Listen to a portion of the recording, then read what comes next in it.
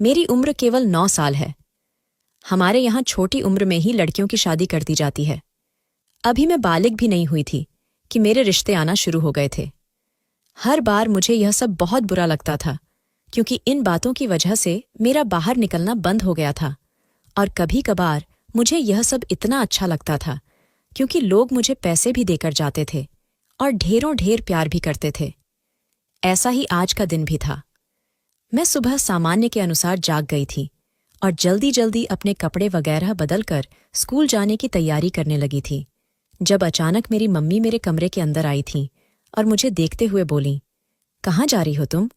तुम्हारे पापा ने रात को तुम्हें बताया नहीं था?" मैंने मम्मी को हैरानी से देखा कि भला पापा ने मुझे क्या बताना था। वो बोलीं, "आज तुम्हें देखने के लिए लड़के वाले आ रहे हैं, इसलिए तुम घर में ही रहो और मेरी मदद करो, और अच्छे से व्यवहार उन सब के सामने करना। मुझे तुम्हारी तरफ से कोई गलती की गुंजाइश नहीं चाहिए।" मम्मी की बात सुनकर मैं चुप हो गई थी। इरादा मेरा स्कूल जाने का ही था, क्योंकि मुझे अपनी पढ़ाई से बहुत ज्यादा लगाव था। लेकिन मम्मी की बात मैं कभी नहीं टालती थी, क्योंकि मैं उनसे बहुत ज्यादा मोहब्बत करती थी।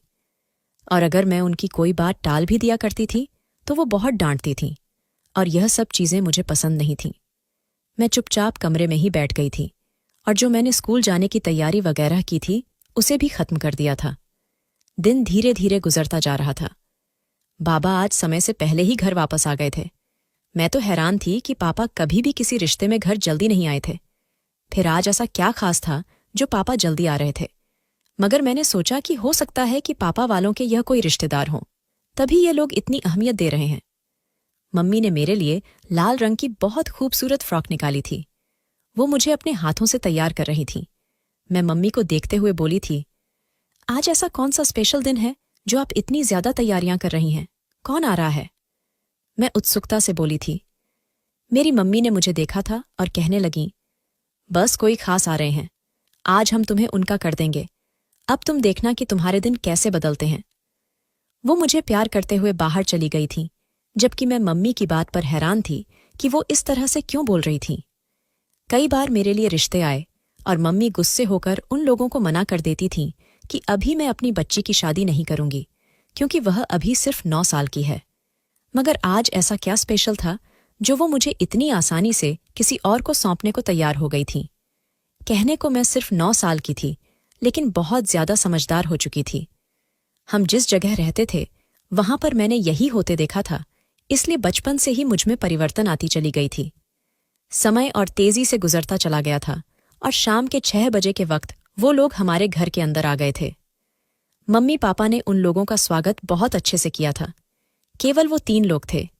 एक औरत थी, एक मर्द था और तीसरा एक लड़का था जो देखने में सिर्फ और सिर्फ 15 साल का था। मैंने कमरे की चौखट पर खड़े होकर उन लोगों को देखा था जब मम्मी ने मुझे पास आने का इशारा किया था। मैं फौरन उनकी तरफ चली गई थी। लोगों ने मुझे पास बुलाकर खूब प्यार किया था। वो अंकल भी बार बार मेरे सिर पर हाथ फेर रहे थे, जबकि वो औरत तो बार बार मेरा माथा चूमती जा रही थी। उन लोगों ने मुझे अपने पास ही बैठा लिया था, जबकि मैं बहुत ज्यादा घबरा रही थी कि ये लोग तो कुछ ज्यादा ही मुझसे फ्रेंडली होने की कोशिश कर रहे हैं। थोड़ी देर बाद मम्मी ने उन लोगों के लिए चाय नाश्ता लगा दिया था। तभी वो औरत मेरी मम्मी को देखते हुए बोली थी, "अरे बहन जी, इतना तकलीफ करने की क्या जरूरत थी? हम किसी गैर के घर थोड़ी आए हैं। ये तो हमारी बेटी का घर है, इसमें हम बिना झिझक आ सकते हैं। अगर आप इतना तकलीफ करेंगी तो बाद में आने से हम कतराएंगे।" मम्मी उनकी बात सुनकर मुस्कुराईं और फौरन बोली, "आपकी बात बिल्कुल ठीक है, लेकिन बेटी के ससुराल वालों की खातिरदारी तो करनी ही पड़ती है। खैर, आप बताइए, और क्या इरादे हैं आपके?" मम्मी उनसे बात करना शुरू कर चुकी थीं। थोड़ी देर बाद ही पापा ने उन लोगों की तरफ देखा और अंकल को देखते हुए बोले, "बेहतर होगा कि अंगूठी की रस्म पूरा कर लेते हैं, फिर 1 हफ्ते बाद शादी की तारीख रख लेंगे।" अंकल मेरे पापा की बात सुनकर बोले थे, "जी भाई साहब, हमने भी यही सोचा था। शुक्र है कि आपने हमारी जबान की बात कह दी।" ये कहते ही उन लोगों ने मुझे उस लड़के के साथ बिठा दिया था, जबकि मुझे बहुत ज्यादा शर्माने लगी थी। एक अजीब सी झिझक पैदा हो रही थी। दिल चाह रहा था कि मैं यहां से उठकर चली जाऊं, मगर मम्मी की सारी निगाहें मुझ पर ही थीं। मैं ऐसा कोई काम नहीं कर सकती थी जिससे मम्मी को गुस्सा आता। थोड़ी देर बाद मेरी बगल वाली मौसी जी और पापा की बहन भी आ गई थी। उन लोगों के बीच ही अंगूठी की रस्म हुई थी। पापा का कहना था कि यह कोई छोटी रस्म नहीं है, इसलिए हम अकेले में नहीं कर सकते। हमारे कुछ रिश्तेदार पास ही रहते हैं, हम उन्हें बुलाना चाहते हैं। उन लोगों ने भी ऐतराज नहीं किया था। उनका कहना था, जैसा आपको सही लगे आप कर सकते हैं। हम कौन सा कोई डकैती कर रहे हैं जो छिप छिपा कर करें। हम बेटी लेकर जा रहे हैं, कोई गुनाह नहीं कर रहे। मैं एक पल के लिए हैरान हुई थी कि वो लोग किस तरह की बातें कर रहे थे। मुझे न जाने क्यों वो लोग पढ़े लिखे नहीं लगे थे। वो लड़का तो जब से आया था बिल्कुल चुप था। एक दो बार मम्मी ने उसे मुखातिब करने की कोशिश भी की तो वो अपनी माँ के पीछे हो गया था, जिसकी वजह से मम्मी मुस्कुराकर रह गई थी। सबके बीच उस लड़के ने कांपते हाथों से मुझे अंगूठी पहना दी थी। मैंने तो सुना था कि लड़कियां शर्माती हैं, वो झिझकती हैं, लेकिन यहां तो मामला ही अलग था। वो लड़का इतना शर्मा रहा था जिसकी कोई हद नहीं थी। एक पल को मेरा दिल किया कि मैं उसे तंग करूं, मगर फिर मैंने यही सोचा कि मम्मी मुझे सही से मारेंगी, इसलिए चुपचाप बैठी रही। अंगूठी की रस्म होने के बाद वो लोग आपस में बातें करते रहे थे और फिर मुझे प्यार करके और कुछ रुपए देकर चले गए थे। उन लोगों के जाने के बाद मौसी जी और बुआ जी ने मम्मी पापा को बहुत सारी दुआएं दी थीं कि बेटी का नसीब अच्छा हो और यह रिश्ता मुबारक साबित हो।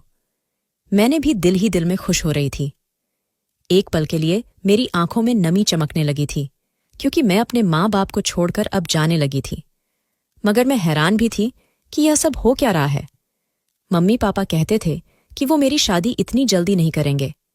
यहाँ के लोग तो बेवकूफ हैं, लेकिन फिर इतनी जल्दी शादी क्यों की जा रही थी, यह बात मेरी समझ से बाहर थी। मगर मैंने ज्यादा सोचना ठीक नहीं समझा था। बुआ जी मेरे पास आकर बैठ गई थी और मुझे छोटी छोटी बातें समझाने लगी थीं कि मुझे ससुराल में किस तरह रहना है, सास की किस तरह सेवा करनी है और पति को बिल्कुल परेशान नहीं करना है। जैसा वो बोले उसकी हर बात में हाँ मिलानी है।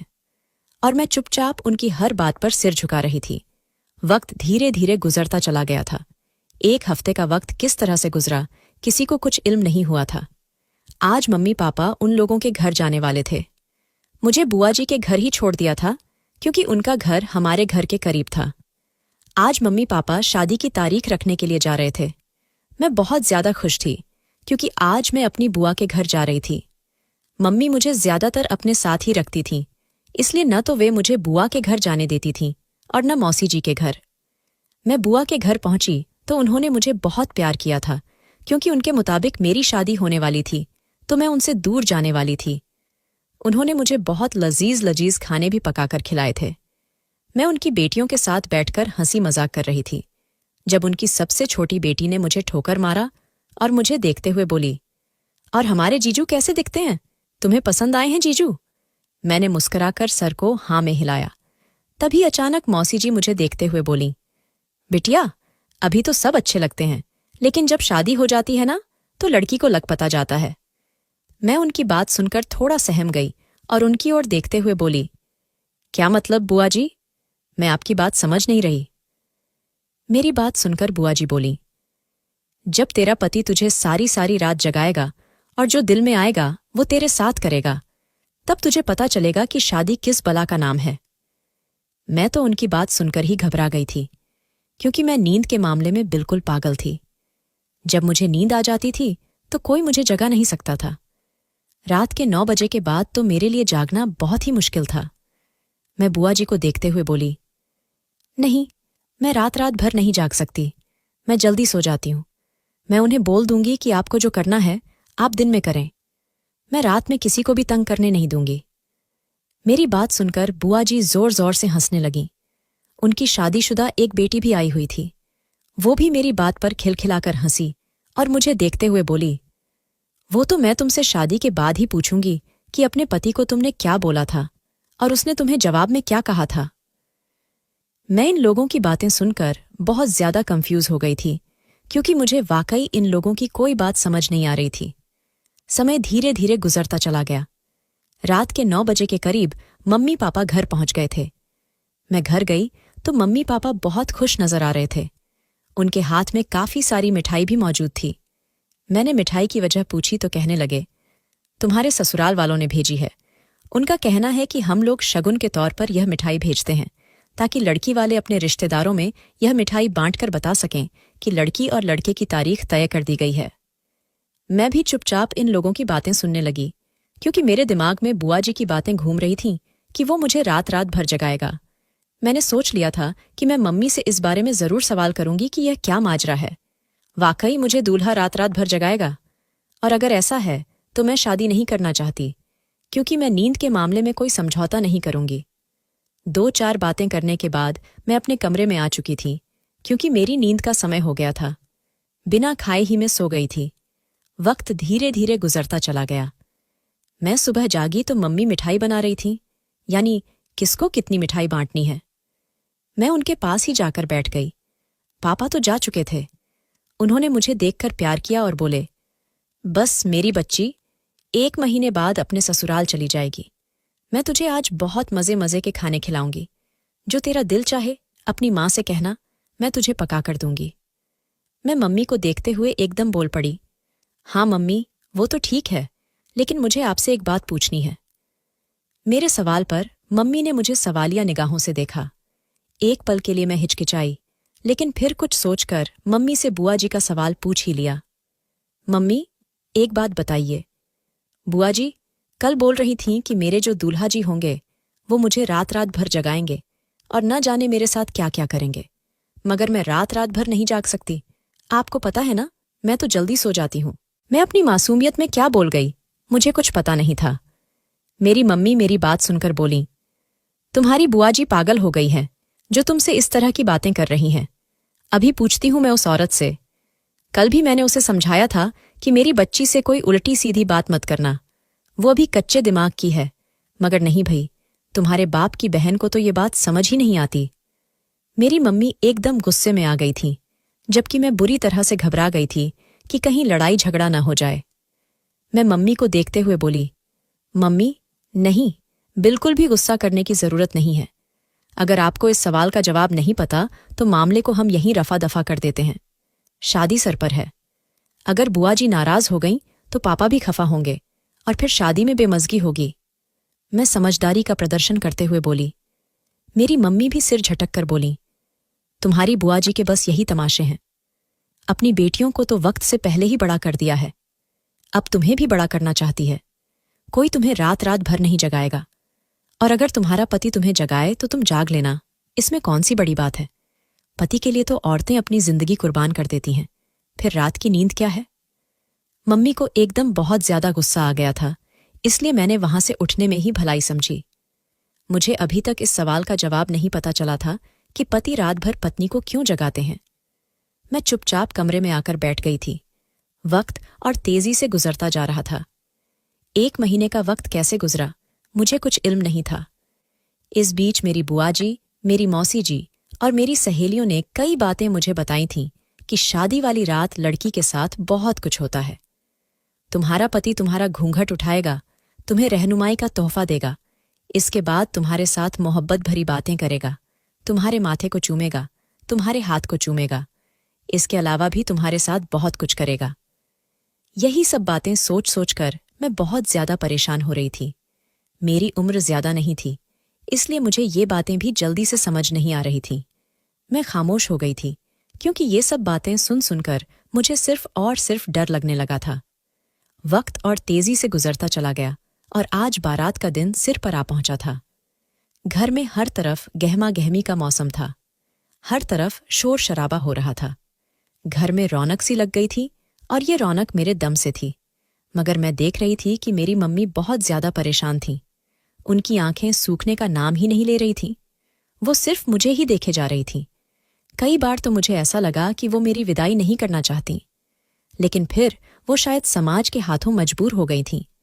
मेरा दिल किया कि मैं मम्मी के पास जाऊं, उनके सीने से लग जाऊं, उनके आंसू पोंछकर उन्हें दिलासा दूं कि आपको परेशान होने की जरूरत नहीं है। मैं आपके पास आती जाती रहूंगी। आप इस तरह से क्यों अलकर हो रही हैं? मैं एक 9 साल की बच्ची होकर ये बात समझ गई थी, लेकिन मेरी मम्मी इतनी बड़ी खातून होकर ये बात नहीं समझ पा रही थी। शायद माँ का दिल होता ही इतना मोम है। एक माँ अपनी औलाद को अपने वजूद से दूर करने के खौफ से ही तड़प उठती है। ऐसा ही हाल मेरी मम्मी का भी हो रहा था।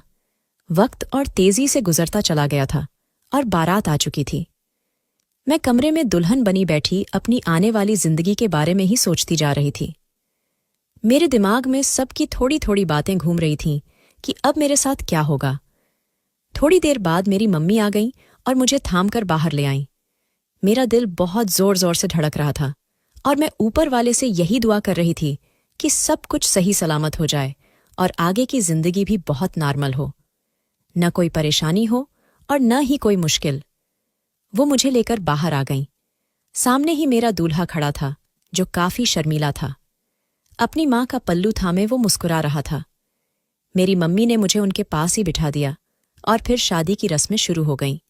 सबके चेहरों पर मुस्कान थी, सिर्फ मेरा ही दिल था जो बहुत ज्यादा भारी हो रहा था। न जाने क्यों मुझे अब ऐसा महसूस होने लगा था कि जो हो रहा है ये बिल्कुल भी सही नहीं है। अभी मेरी शादी नहीं होनी चाहिए थी, लेकिन मैं बेइंतहा मजबूर थी क्योंकि मैं अपने माँ बाप के सामने न खड़ी हो सकती थी और न ही उनके खिलाफ जा सकती थी। ये तो रीत थी, बादशाहों को भी अपनी बेटी विदा करनी होती है, इसलिए मैंने चुप रहने में ही भलाई समझी।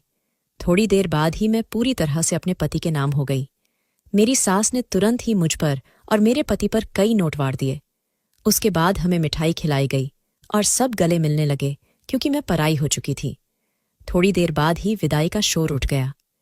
इसके बाद मेरी माँ बहुत रोईं। मुझे भी उन्होंने खूब रुलाया। मेरा दिल सूखे पत्ते की तरह कांप रहा था कि अब मेरे साथ क्या होगा। न जाने ये लोग कैसे होंगे, इनका रवैया मेरे साथ कैसा होगा। मैं बस यही बातें सोचती जा रही थी, लेकिन उनके साथ जाना मेरी मजबूरी थी। मुझे गाड़ी में बिठा दिया गया, लेकिन मैं सिर्फ और सिर्फ बाहर ही देख रही थी। तभी अचानक मेरे पति ने मेरा हाथ पकड़ लिया और मुझे वापस बिठाते हुए बोले, अरे बेवकूफ लड़की, इस तरह खिड़की से मत झांको। मम्मी कहती हैं कि इससे चोट आ जाती है, चुपचाप बैठ जाओ। मेरा दिल ऐसा हो गया जैसे अभी बंद हो जाएगा। मैंने एक नज़र उनके वजूद पर डाली और फिर चुपचाप सिर झुकाकर बैठ गई। थोड़ी देर बाद मेरी सास मेरे बगल में आकर बैठ गईं और ससुर आगे जाकर बैठ गए। बाकी बाराती बड़ी बस में बैठ चुके थे और अब हमारा सफर शुरू हो गया था। मैं लगातार बस एक दुआ कर रही थी कि सब चीजें सही सलामत निपट जाएं, कोई भी परेशानी मेरे गले का फंदा न बने। एक लंबी दूरी तय करने के बाद मैं अपने ससुराल पहुंच गई, लेकिन वहां न कोई चिराग जल रहा था और न ही कोई रोशनी थी, बल्कि पूरा घर अंधेरे में लिपटा हुआ था। मैं तो हैरान ही रह गई कि ये क्या माजरा है। मेरी सास फौरन गाड़ी से उतरी और जल्दी से घर के दरवाजे खोलने लगीं। मुझे मेरे पति ने ही उतारा और मैं उनके साथ ही खड़ी रही। इसके बाद उन्होंने मुझे देखकर आवाज लगाई, अरे बिटिया, आ जाओ अंदर, वहां क्यों खड़ी हो। बाराती वहीं से अपने अपने घरों को निकल गए। अंकल अंदर जा चुके थे और मैं अपने पति के साथ घर के अंदर आ गई।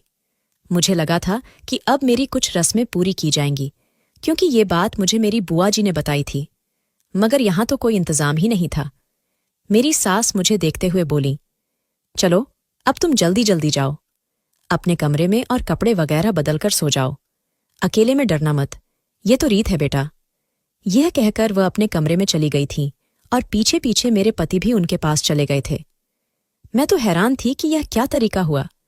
मेरे पति तो मेरे साथ आए ही नहीं, न उन्होंने मुझे रौनमाई का तोहफा दिया, न मेरा घूंघट उठाया और न ही मेरे माथे को चूमा। फिर भला यह कैसी सुहाग रात हुई। मगर मैं चुपचाप अपने कमरे में आ गई थी। जल्दी जल्दी मैंने कपड़े वगैरह बदले और बिस्तर पर लेट गई। यह फर्नीचर मेरे माता पिता ने मुझे दहेज में दिया था, इसलिए मुझे किसी चीज का डर नहीं था कि कोई मुझे इस पर सोने से मना करेगा। अभी थोड़ी ही देर गुजरी थी कि अचानक मेरे कमरे का दरवाजा खटखटाया गया। मैंने दरवाजे की ओर देखा तो मेरे पति खड़े हुए थे। उन्होंने कमर पर हाथ टिकाए रखे थे। वह मुझे देखते हुए बोले, तुम मेरे बिना कमरे के अंदर आ गई, बिल्कुल भी अच्छी पत्नी नहीं हो तुम। यह बोलकर वह पैर पटकते हुए वॉशरूम चले गए थे। मैं हैरान थी कि यह क्या तरीका हुआ। मम्मी तो कहती थीं कि पति बहुत समझदार और अच्छे होते हैं, लेकिन मेरे पति ने तो पहली रात ही मुझसे इतनी बदतमीजी कर दी। मेरी आंखों में आंसू आने लगे थे, लेकिन मैंने उसे नजरअंदाज कर आंखें मूंद ली थीं। रात काफी हो चुकी थी, इसलिए मुझे बहुत जोर से नींद आ रही थी।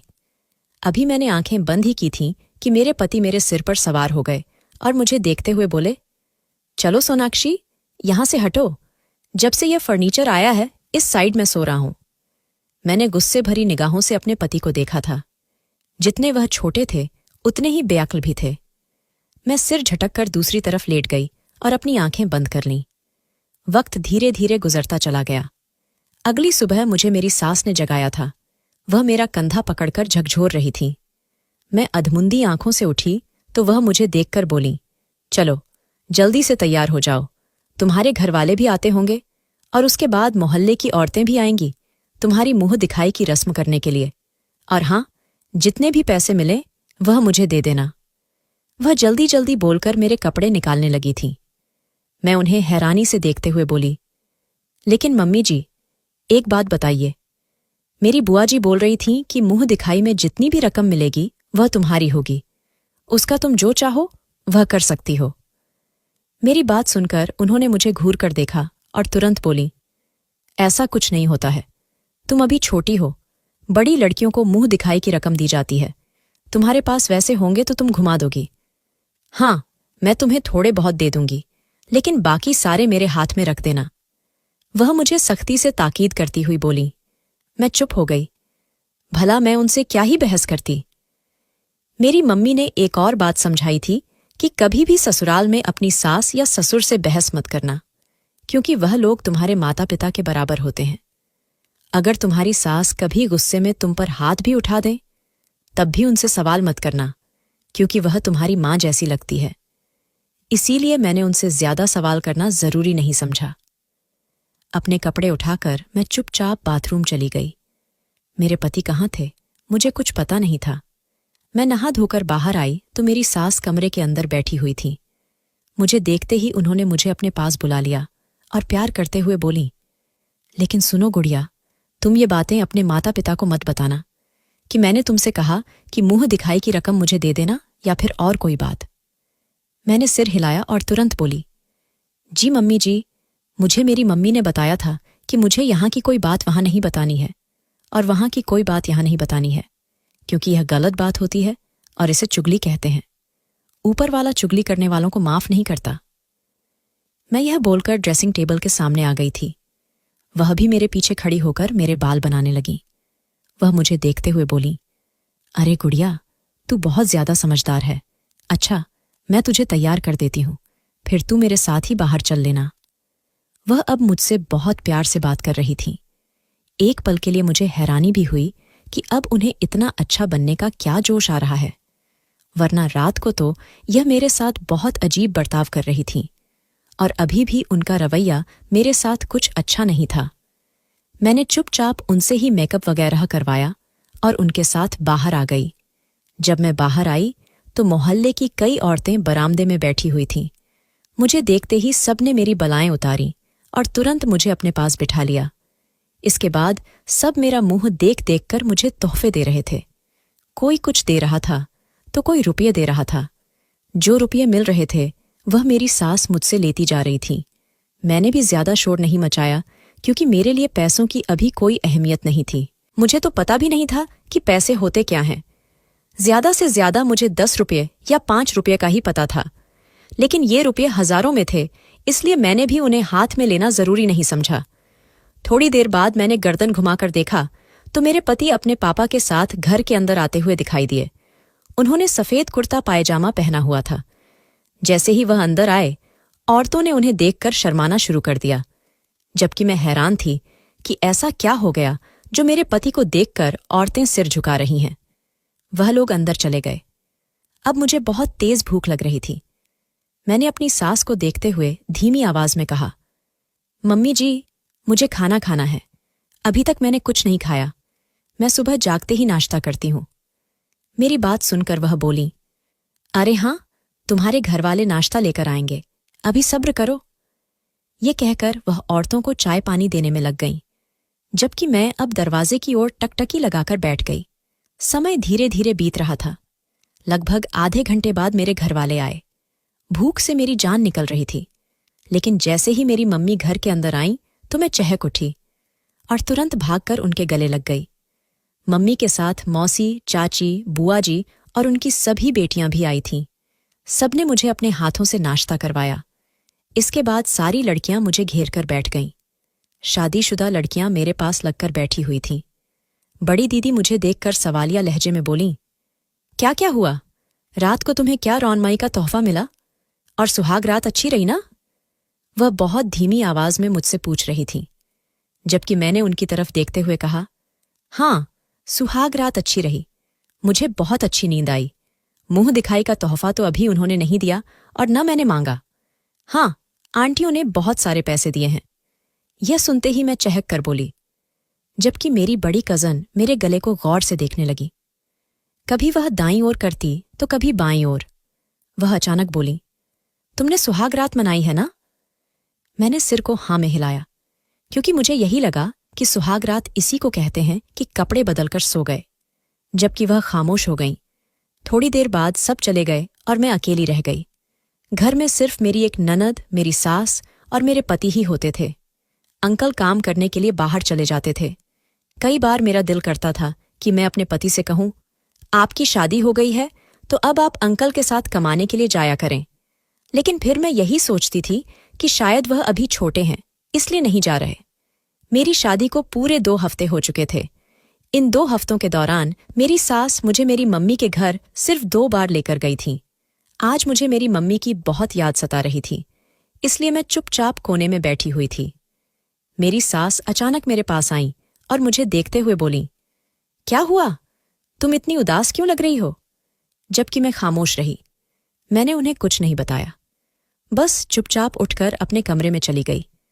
आज तबीयत भी काफी अजीब सी हो रही थी। शायद रात में ज्यादा खाना खाने की वजह से मुझे खाना हजम नहीं हुआ था।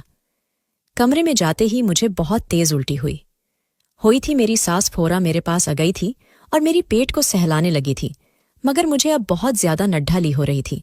उल्टी होने के बाद हर इंसान के साथ ही ऐसे दिक्कत होती है। मैं वहीं पर बैठ गई थी।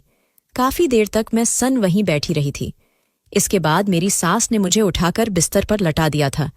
मासी के जरिए उन्होंने फ्लोर वगैरह साफ करवा दिया था। मैं लेटने के बाद जल्द ही सो गई थी। मेरी आंख शाम के वक्त खुली थी, जब मेरी सास मेरे पास ही बैठी हुई मुस्कुरा रही थी। मैं उठकर बैठ गई थी। जब उन्होंने मेरी नाभि के नीचे अपना हाथ रखा था और मेरी आंखों में देखते हुए बोली थी, अब तुम्हें अपना बहुत ख्याल रखना होगा, क्योंकि तुम पेट से हो। तुम्हारे सोने के बाद मैंने डॉक्टर को बुलाया था। उन्होंने बताया है कि तुम मां बनने वाली हो। जबकि मैं तो फटी फटी निगाहों से अपनी सास को देख रही थी कि वो क्या बोल रही थी। हाँ, मैंने ये तो सुना था कि जब औरत मां बनने वाली होती है तो उसे उल्टी आती है। यही वजह थी कि मुझे भी उल्टी हुई थी। मैंने यही गुमान कर लिया था और मैं बहुत खुश हुई थी, क्योंकि मुझे बचपन से ही छोटे बच्चे बहुत पसंद थे। ऊपर वाले ने भी मुझे कोई और बहन भाई नहीं दिया था, इसीलिए मैं खुशी से पागल हो गई थी। लेकिन मेरी खुशी को एक लम्हे में मेरी सास ने घाट कर दिया था। वो मुझे देखते हुए बोली थी, देखो, अगर तुम अपने घर में प्यारा सा बच्चा चाहती हो तो तुम्हें एक कुर्बानी देनी पड़ेगी। मैंने उनकी तरफ सवाल भरे निगाहों से देखा था कि भला कैसी कुर्बानी। वो मुझे देखते हुए बोली थी, तुम्हें अपने घर जब तक नहीं जा सकती जब तक तुम्हारा बच्चा इस दुनिया में नहीं आ जाता। मैं फोरा बोली थी, और फिर मुझे कितने दिन तक इंतजार करना होगा बच्चे के लिए। और फिर जो बात उन्होंने मुझे बताई वो मुझे कुछ परेशान कर गई थी। वो कहने लगी कि तुम्हें 9 माह तक इंतजार करना होगा, जब तक तुम दुआ करो कि ऊपर वाला तुम्हें अच्छा सा बच्चा दे। मैं तो बहुत ज्यादा खुश हो गई थी, लेकिन जहां आकर मेरा दिल बहुत ज्यादा टूट गया था कि मुझे अपने मम्मी पापा के बिना 9 महीने गुजारने होंगे। मैं फौरन बोली थी, तो क्या वो लोग भी मुझसे मुलाकात करने के लिए नहीं आ सकते?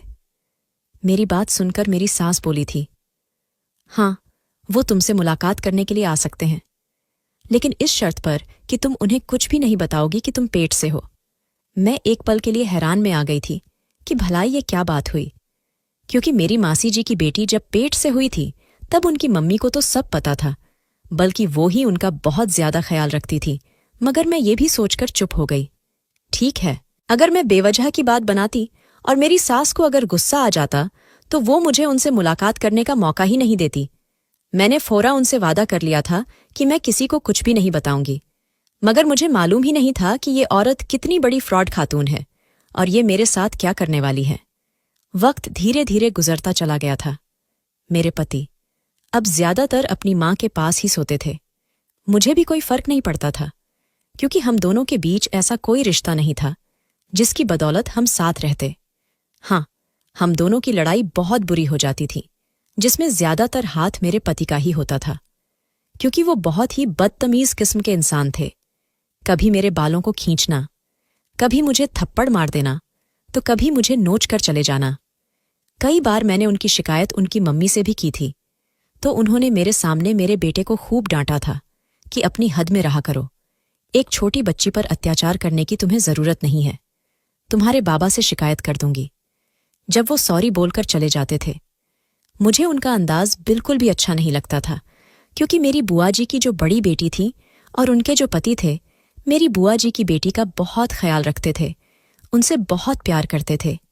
जैसा मेरी बुआ जी की बेटी अपने पति से कहती थी, वो चुपचाप मान लेते थे। लेकिन ये तो बहुत ही अजीब इंसान थे। वक्त धीरे धीरे गुजरता चला गया था। मेरी मम्मी मुझे बुलाती रहती थी कि तू कब मुझसे मुलाकात करने के लिए आएगी, और मैं हमेशा कोई ना कोई बहाना बनाकर उनको टाल दिया करती थी, जबकि वो मुझसे हर महीने मुलाकात करने के लिए आ जाती थी। कई बार उन्होंने इस बात की शिकायत मेरी सास से भी की थी, लेकिन मेरी सास ने मुझ पर ही इल्जाम डाल दिया था कि इसको हम तो कहते हैं कि तुम चलो अपनी मम्मी से मिलकर आ जाओ, लेकिन ये जाती ही नहीं है। मुझे मेरी सास की ये बात बहुत बुरी लगी थी, और मेरी आंखों में आंसू भी आ गए थे कि खुद रोककर मुझे किस तरह से दोषी ठहरा रही है। मैं रोजाना दिन गिन रही थी, क्योंकि मुझे बच्चा चाहिए था। मैं उस बच्चे के साथ खेलना चाहती थी, उसके साथ अपना वक्त बिताना चाहती थी। 9 महीने का अरसा किस तरह गुजरा, मुझे कुछ मालूम नहीं था।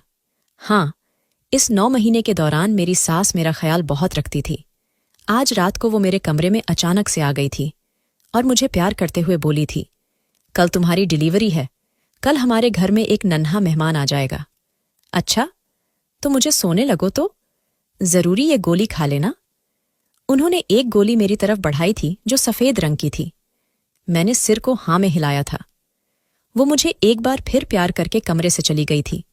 उनका कहना था कि अगर मैं ये गोली खा लूंगी तो मेरी डिलीवरी नॉर्मल होगी, जबकि मुझे ये भी नहीं मालूम था कि नॉर्मल और ऑपरेशन होता क्या है। मैं अभी यही सब सोच रही थी कि मुझे अचानक ही नींद के झोंके आना शुरू हो गए थे। मैंने बेध्यानी में गोली को एक तरफ रख दिया था और यही सोचा था कि थोड़ी सी आंख लगा लेती हूं, इसके बाद उठकर गोली खा लूंगी। यही सोचकर मैं सोच रही थी, मगर मुझे मालूम ही नहीं था कि कुदरत ने मुझे किस तरह से बचाया था। मेरी आंख अचानक रात के 3 बजे के करीब खुली थी। मुझे अपने हलक में कांटे से चुभते हुए महसूस हुए थे। मैंने जग की तरफ देखा तो जग खाली था।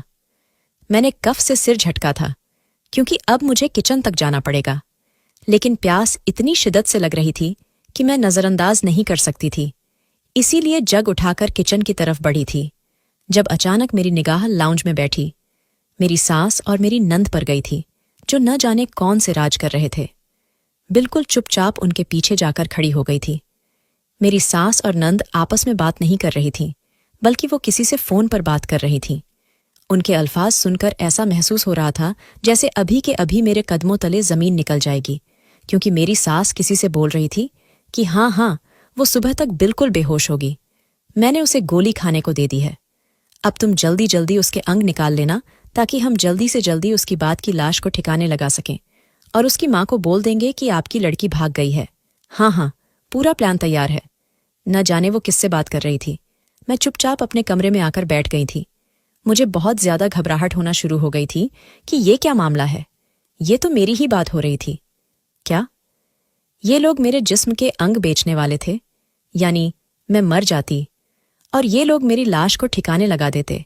मुझे बेइख्तियार रोना आ गया था। मैं कहाँ फंस चुकी थी? मेरे मम्मी पापा कहाँ थे? लेकिन मैंने उस वक्त अपने आप को संभाल लिया था, क्योंकि अगर हर वक्त मैं अपना दिमाग नहीं चलाती तो ये लोग मुझे कहीं का न छोड़ते। मैंने थोड़ी देर तक कमरे में ही वक्त गुजारा था। इसके बाद हिम्मत करके बाहर झांक कर देखा तो मेरी सास और नंद दोनों अपने कमरे में जा चुकी थी। घड़ी की ओर देखा तो घड़ी 5 बजा रही थी। यकीनी ये लोग सुबह 7 बजे के करीब मेरे साथ ये कारनामा अंजाम देने वाले थे। मैंने ऊपर वाले का नाम लिया था और चप्पल पहनकर कुछ पैसे उठाए थे, जो अक्सर मेरी सास मुझे देती ही रहती थी, ताकि मैं चीज वगैरह मंगवाकर खा सकूं। मैंने वो जल्दी से पैसे अपनी मुट्ठी में दबा लिए थे और घर से बाहर आ गई थी। मेरा दिल बहुत जोर जोर से धड़क रहा था। मुझे अकेले में बहुत डर भी लग रहा था, क्योंकि गली के आवारा कुत्ते यहां वहां घूम रहे थे अम्मी के घर जाते जाते। मैं इस रास्ते को पहचान चुकी थी। स्कूल भी मैं अकेले ही जाती थी, इसीलिए मुझे अकेले जाने में अब डर नहीं लग रहा था। लेकिन अकेले होने की वजह से काफी घबराहट हो रही थी। मैंने जल्दी जल्दी रास्ता पूरा किया था और अपने घर पहुंच गई थी। वहां जाते ही मैंने रोते हुए मम्मी को सारी बातें बताई थीं, जबकि मेरी मम्मी पापा मुझे हैरानी से देख रहे थे कि मैं उन्हें क्या बोल रही हूं। और फिर जब उन्होंने पूरी इंक्वायरी करवाई तो पता चला था कि ये लोग सिर्फ हमारे साथ ही ये गेम नहीं खेल रहे थे, बल्कि उन्होंने अपने बेटे की 2 जगह और शादी करवाई थी, जो दूसरे दूसरे शहरों में करवाई थी, ताकि पता न चल सके और इन लड़कियों के भी शारीरिक अंग बेचकर पैसे कमाए थे। मेरे मम्मी पापा ने ऊपर वाले का खूब शुक्र अदा किया था कि मैं इन लोगों के चंगुल से निकल आई थी, और मैं भगवान का शुक्र अदा करती हूँ कि उसने मुझे थोड़ा सा समझदार बनाया था, नहीं तो मैं भी आज ऐसे ही किसी कचरे के ढेर में पड़ी होती। मेरे मम्मी पापा ने इन लोगों से तलाक ले लिया था और इन लोगों के खिलाफ पुलिस में कंप्लेन भी कर दी थी। इन लोगों ने बहुत मना किया कि नहीं, हमने ऐसा कुछ नहीं किया, ये बच्ची झूठ बोल रही है, मगर मम्मी पापा मुझ पर हमेशा ही भरोसा करते थे। और इसके बाद इंक्वायरी करने के बाद जब हमें पता चला उनके बारे में सारी बातें, तो हमने उनसे रिश्ते नाते खत्म कर लिए थे। दोस्तों, वीडियो कैसा लगा? कमेंट करके जरूर बताएं।